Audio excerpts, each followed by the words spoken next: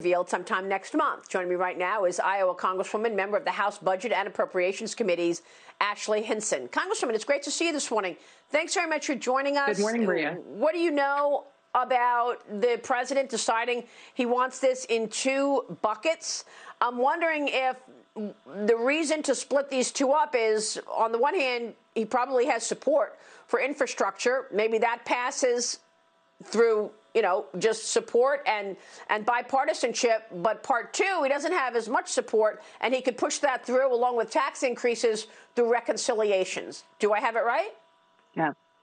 Yeah, and I think the key here is that everyone's going to take a look at what packages the Biden administration puts out, and there will probably be a lot of bipartisan support for things like roads and bridges and locks and dams. I was just at our lock and dam system last week here in Iowa's 1st District. So you're going to see a lot of bipartisan support for those kinds of targeted infrastructure spending ideas. But to me, it's a red flag when they're signaling they have already got to go to this partisan process of reconciliation, possibly to pass additional spending and additional tax increases. We've just got to stop disrespecting taxpayers, and the way Washington spends money is just broken. Iowa taxpayers sent me there to be their advocate, and that's why you saw us raising the red flag on how they did that spending package last month, just a few weeks ago, for the $1.9 trillion spending package. So I think if Democrats spend as much time looking for bipartisan ways to get this done and less time looking for loopholes in the partisan process to get their pork spending done, I think we'd be in a much better place as a country. Well, let me tell you about what Wall Street is expecting. I've got a Cowen report in my hands here, and the analyst says congressional Democrats will likely attempt to further extend or make permanent the Affordable Care Act expansions and the COBRA subsidies from the first reconciliation package and include billions of dollars in stimulus funds for the NIH and other healthcare interests. They're also planning to include drug pricing reforms to offset the large price tag of the bill. Are you planning on voting yes for this? At this point, Maria, I can't support tax increases at a time when we're coming out of a global pandemic, and it's not the right time to be having these kinds of discussions. We should be focused on targeted spending, and that's why we were, again, raising the alarm in this last package. It was full of Washington pork, bailouts to blue states instead of targeted relief to my constituents, and so they're going to have a hard time getting a lot of Republican support. And it's clear to me that if they're talking about doing it this way, Maria, they don't really care about bipartisan support. That's why they're having to go to these very partisan processes to get this done.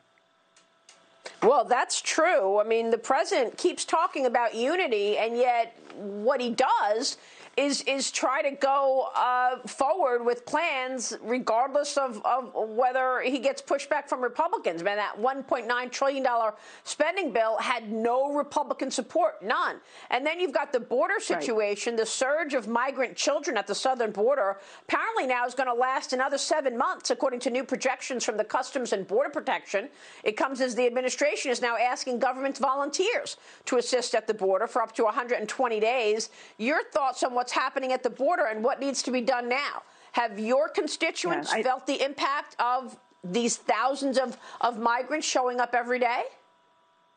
I think the scary thing, Maria, here is that we're not getting the full peel back of the curtain. The Biden administration has been releasing, government-sanctioned photographs of what's happening at the border. Members of Congress, members of the Senate, obviously are traveling to the border so that we can properly tell the story of the crisis that's actually happening there. The first step here is that the Biden administration needs to admit that they have a crisis at the border, because we're seeing it. Those border crossings you're talking about, unaccompanied minors coming to the border in droves, whether or not, as a parent, you look at that and you think, boy, this is just a human rights crisis happening at the border. But one way or another, through their words and their executive actions, the Biden administration signaled to these families that the border was open and we have a crisis at the border. So we need to be taking action on that and fixing that so that these families are taken care of as they're coming across. But I think the first step is realizing, Maria, that there actually is a crisis at the border, and it was done by executive order.